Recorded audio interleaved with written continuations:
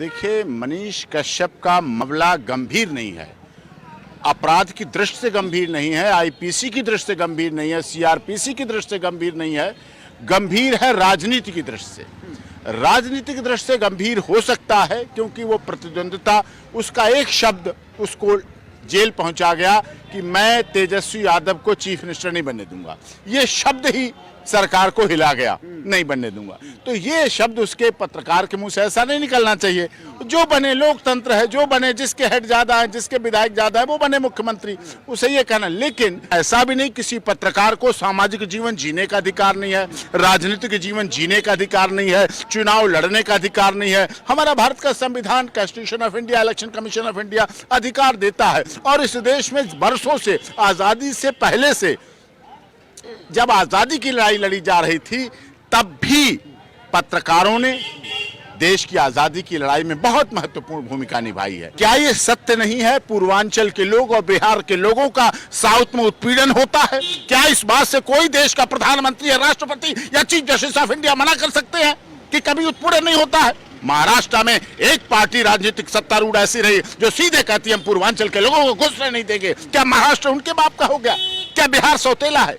क्या आसाम, उड़ीसा, झारखंड, क्या छत्तीसगढ़ सौतेले लोगों के हैं? हमारे देश के हैं।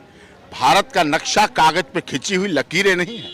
भारत के नक्शे में 150 करोड़ लोग रहते हैं। मोदी जी कभी ये नहीं कहते कि सिर्फ गुजरात का विकास होगा, वाराणसी का विकास होगा। वो कहते हैं सबका साथ, सबका विकास, सबका विश्वास। फिर सबका विश्वास कहां? क्या मनीष कश्यप को चाहने वालों का, क्या मनीष कश्यप की पत्रकारिता में विश्वास रखने वालों का विकास, विश्वास साथ मिला? नहीं मिल रहा है। सत्ता आती है, जाती है। बिहार की राजनीति की बात करें, आज जो नीतीश कुमार तेजस्वी यादव के साथ थे, पिछले 6 महीने पहले बड़े दुश्मन थे, बड़े विरोधी थे, चाचा जान के लिए जान लेने की बात करते थे, आज एक साथ हो गए। तो सत्ता के लिए तो ये लोग कुछ भी कर सकते हैं, लेकिन सत्ता के लिए अपना कुछ कर लें, लेकिन कम से कम इस देश के पत्रकारों को तो बख्श दें। लेकिन उनको सर ऑप्शन क्या है मनीष कश्यप के पास? अब देखिए, मनीष कश्यप ने जो बात उठाई, मैं वही कह रहा हूँ, बिहार के लोगों की बात उठाई। साउथ में उनके साथ गलत हुआ, महाराष्ट्र में गलत होता है, साउथ में गलत होता है, आसाम में हिंदी भाषी लोगों की हत्या कर दी जाती है, जघन्य हत्या कर दी जाती है। वो बात उठाना क्या पत्रकारिता में गलत है? अगर कोई बात उसने साथ में ये भी लिखा, मैं इस खबर की पुष्टि नहीं करता हूं, जांच करे, सूचना प्रसारण मंत्रालय है वो इसकी जांच करे, वो इसका संज्ञान ले, देखे गलत है, सही है, क्या है। ककड़ी के चोर को आप कटारी से तो नहीं काट सकते। आपने उस पर इतनी धाराएं लगा दी। सरेंडर होने वाले व्यक्ति को दिखाया जा रहा है कि पुलिस तलाश कर रही थी, मेरे पास प्रेस कॉन्फ्रेंस है, उसकी प्रेस ब्रीफिंग दी, बिहार पुलिस की, पुलिस तलाश कर रही है, और वो तलाश करते करते वो सरेंडर हो गया। तो इसका मतलब क्या हुआ? वो तो अपने को आत्मसमर्पण किया है, सरेंडर किया है। वो कानून में विश्वास करता है, पत्रकार है, न्यायपालिका में विश्वास करता है, न्याय में विश्वास करता है, अदालत में विश्वास करता है, अदालत के सिस्टम पर विश्वास करता है। तो आप उसको तो ऐसा नहीं कर सकते। लेकिन माननीय अदालत पर हमें पूरा भरोसा है, और माननीय अदालत ने 1 हफ्ते का रिमांड मांगा। अभी पिछले दिनों EAW, इकोनॉमिक ऑफेंस विंग, सब कुछ खाते में है, सब कुछ पैसा खाते में है, सब कुछ रिकॉर्ड में है, तो उसके बाद किस लिए कर रहे हैं? इकोनॉमिक ऑफेंस विंग अपना काम करे, पैसे का सोर्स का पता करे, कहां से आया, क्या हुआ, गलत आया तो दोषी है। अगर वो पाकिस्तान से पैसा आया है, अगर चाइना से आया है, तो वो दोषी है। अगर भारत के लोग उसे दे रहे हैं, बिहार के लोग दे रहे हैं, तो बिहार की मैन पावर तो पूरी दुनिया में जाती है, तो उसको तो आप अच्छा मानते हैं।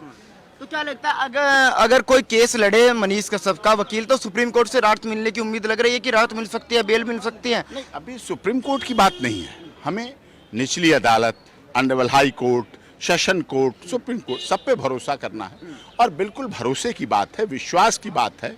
मनीष कश्यप, अभी उन्होंने PC रिमांड मांगा था, इकोनॉमिक ऑफेंस मांग लो, सोर्स ऑफ इनकम देख रहे हैं, अकाउंट उनके सीज हैं, किस अकाउंट में कितना पैसा है। आजकल सब ट्रांजैक्शन, आज तो डिजिटल ट्रांजैक्शन मोदी जी ने कर दिया है। अब कुछ छिपा हुआ तो है नहीं, सब भेजते हैं, वो भी सामने है, जो जाता है वो भी सामने है, तो उसका वेरिफिकेशन होने दीजिए। और जो EOW ने 7 दिन का रिमांड मांगा था, वो ऑनरेबल कोर्ट ने सिर्फ 1 दिन का दिया। उन्हें लगा कि इतना ही काफी है, इतना ही पर्याप्त है। उसके आधार पर जांच हो, जांच के बाद वो प्रॉपर बेल लगाएंगे, निचली अदालत में बेल लगाएगी और हमें पूरा विश्वास है कि माननीय अदालत उन्हें न्याय देगी, भरोसा होगा। पत्रकारों का गला नहीं घोटा जा सकता। सिर्फ पत्रकार इस देश में इसलिए कमजोर हुआ है क्योंकि पहले रात को खबर छपती थी, शाम को खबर छपती थी, अखबार छपता था और सुबह बिकता था। लेकिन आज कुछ ऐसे अखबार, माफ कीजिए, और चैनल ऐसे आ गए हैं जो शाम को बिक जाते हैं। पहले खबर बिक जाती है, फिर सुबह को अखबार बिकता है जाके। खबर बिकना नहीं चाहिए। अगर खबर सच्ची है, अगर पत्रकार इस देश का निडर है, निर्भीक है, निष्पक्ष है, तो उसकी पत्रकारिता बुलंद रहनी चाहिए। उसके पत्रकारिता पर कोई आंच नहीं आनी चाहिए। अगर कहीं उसकी आंच आएगी तो हम लोग यहाँ apex court, supreme court of India में वकालत करते हैं। हम उसके अधिकारों के लिए पूरे देश में इस बात को लड़ाई लड़ेंगे। मनीष कश्यप ने तमिलनाडु में जाके आवाज उठाई, तो उसके बाद तेजस्वी यादव कहते हैं कि भाई जो दो राज्य है, जो मनीष यादव ने खबर चलाई, उससे टकराव उत्पन्न हो सकता था। लेकिन कल तेजस्वी यादव का बयान आता है, वो कहते हैं कि जितने भी गुजराती है वो सबके सब ठग है। तो फिर तो एफआईआर तेजस्वी यादव पे भी बनती है। आपको नहीं लगता जो बिहार के डीजीपी है तेजस्वी यादव पे एफआईआर होनी चाहिए? तेजस्वी यादव के खिलाफ एफआईआर होने के लिए डीजीपी बिहार को सोचना पड़ेगा, गृह मंत्री जी को सोचना पड़ेगा, आगे 2024 का आने वाले चुनाव के लिए सोचना पड़ेगा, बहुत बिसात लगानी पड़ेगी। कब लालू यादव को छोड़ना है, कब लालू यादव को अंदर करना है, कब सीबीआई भेजनी है, कब ईडी भेजनी है, बहुत कुछ करना पड़ता है। और आम आदमी के साथ कभी उसे गिरफ्तार कर लो, कभी जेल भेज दो, कभी पीसी रिमांड ले लो, कभी कुछ कर दो, उस पर कोई फर्क पड़ता नहीं है। समस्या ये है।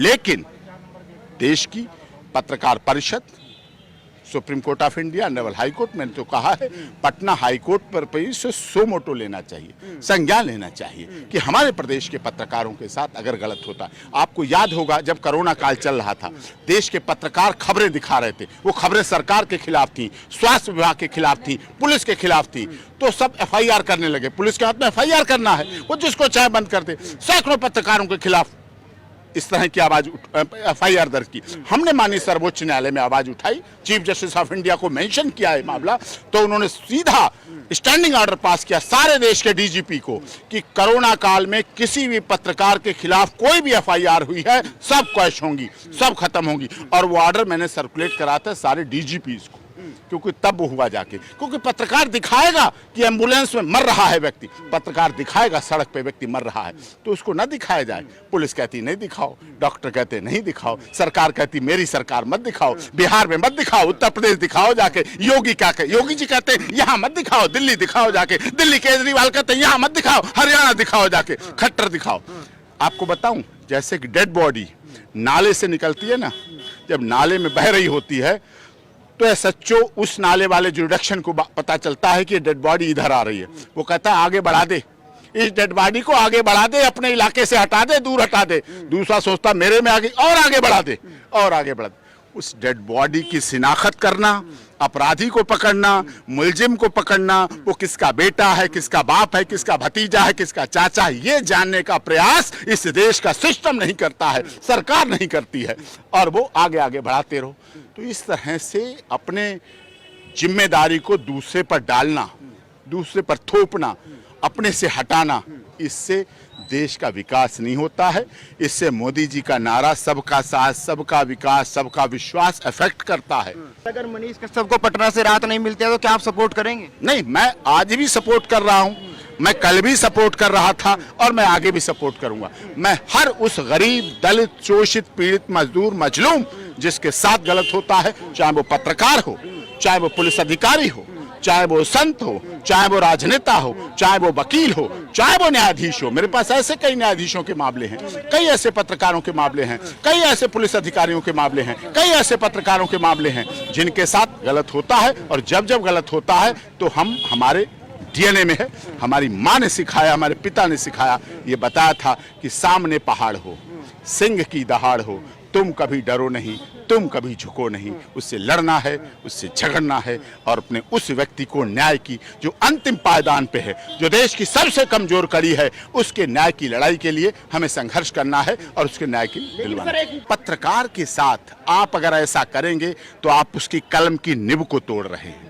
अगर पत्रकार के साथ करेंगे तो आप इसकी इस आईडी को दबाना चाह रहे हैं, उसको कुचलना चाह रहे हैं। पत्रकार सूरज की रोशनी की तरह होता है कि सूरज की रोशनी चाहते तो सब हैं उसके घर में आए, और सब जगह सूरज पहुंचता है और बीमारी को दूर करता है, शरीर को स्वस्थ करता है, डॉक्टर आज कहते हैं ना विटामिन डी की कमी हो रही है, वो कहते हैं पहले दवा ले लो, लेकिन सूरज में भी बैठो, मतलब दवा तो ले लो उनके पैसों के लिए, लेकिन सारा काम करेगा सूरज। सूरज की रोशनी की तरह पत्रकार होता है, जो गलत को गलत कहता है, सत्य को सत्य कहता है। किसको बुरा लग रहा है उसे नहीं मतलब, किसको अच्छा लग रहा है किस मतलब, लेकिन आज पत्रकारिता के कुछ मायने थोड़े बदले हैं, सत्ता की वजह से बदले हैं और समय समय पर बदलते रहे हैं। लेकिन मैं कहता हूं पत्रकारिता में अगर आप आए हैं, अगर पत्रकार बने हैं, अगर आपने कलम उठाई है, आप कलम के सिपाही बने हैं, तो जीवन की आखिरी दम तक जीवन और मौत देना ऊपर वाले का काम है, वो अलमाइटी पावर देता है। जब तक आपने आईडी और कलम उठाई है, आप अधिकारों के लिए, लोगों के अधिकारों के लिए, चाहे सत्ता की बुराई करनी पड़े, चाहे सत्ता की तारीफ करनी पड़े, चाहे पुलिस की तारीफ करनी पड़े, चाहे राजनेता की बुराई करनी पड़े, चाहे पुलिस की बुराई करनी पड़े, आपको कहीं भी अगर आप पत्रकार हैं, आप सच्चे पत्रकार हैं, निर्भीक पत्रकारिता का पहला अंग है। निर्भीक मतलब बिना डर का, निडर, निर्भीक, पारदर्शी, आप तह तक जाते हैं। आप लोग करते हैं, आप लोग सुप्रीम कोर्ट में कान कान से सुनते हैं, आप देखते हैं, हम तो देखते हैं चीफ की कोर्ट में कान लगाए रहते हैं कि क्या बोला चीफ साहब ने, क्या बोला, कौन किस जज ने बोला, तुरंत नोटिंग करते हैं और तुरंत ब्रेक करते हैं। हाँ, एक आदत जरूर पड़ी है हमारे देश की पत्रकारिता में ब्रेक करने की खबर। पीटीआई, एएनआई, हम निकलते हैं सुप्रीम कोर्ट से, जैसे निकलेंगे वो कहते हैं 1 सेकंड पहले हमें बता दो, 1 सेकंड पहले हमें दे दो, हमारे फोन पे दे दो, फोनो दे दो, हम ब्रेक कर दें। उसमें उन्हें नंबर बनाने की आदत होती है कि हम एजेंसी हैं, हम बड़े चैनल हैं, हम ब्रेक कर दें फिर आगे खबर जाए। ये थोड़ी होड़ बढ़ी है, इस होड़ से भी बचना चाहिए। हमारे देश में वो समय भी था जब आज तो सोशल मीडिया है, तुरंत तुरंत लाइव हो जाता है, ऑन एयर हो जाता है। पहले आपको याद हो ओबी बैन आती थी, पूरा सिस्टम आता था, तब चलता था। लेकिन पत्रकारिता को निडर, निष्पक्ष, निर्भीक बनाए रखने के लिए हमें वो सारे उपाय अपनाने पड़ेंगे। निडरता पहले अपने अंदर लानी होगी, पहले आपको इस जहन में निडर बनना पड़ेगा कि अगर आप तेजस्वी यादव के खिलाफ दिखा रहे हैं तो आपको फिर तैयार रहना पड़ेगा कि हमें ऐसा हुआ। और हमारे देश में त्याग, बलिदान, तपस्या लोगों के डीएनए में भरी पड़ी है। ये देश वही है जो नेताजी सुभाष चंद्र बोस, चंद्रशेखर आजाद, राम प्रसाद बिस्मिल, रोशन सिंह, अशफाक उल्लाह खां जैसे इस देश की माताओं ने ही पैदा किए। और उस समय की आप बात करें तो सीता, सावित्री, गार्गी, अपाला, अनुसुईया हमारे देश की थी, रजिया सुल्ताना हमारे देश की थी। और आप कहें तो इतिहास की बात हो गई। आज ऐसा नहीं, आज भी ऐसा नहीं।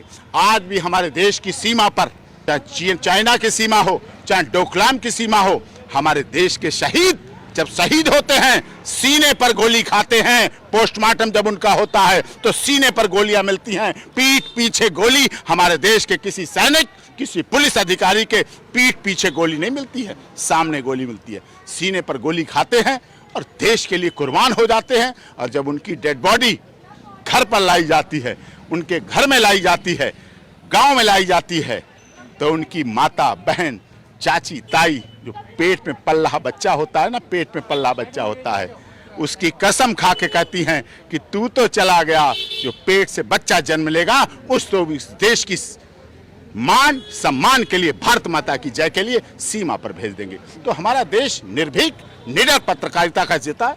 हमारे देश के संग ये राष्ट्रीय ध्वज लहराता है ना, यहाँ लहरा रहा है, दिल्ली में तो आजकल बहुत जगह लहरा रहा है, सुप्रीम कोर्ट, लोकसभा, राज्यसभा, वो हवा से नहीं लहराता है।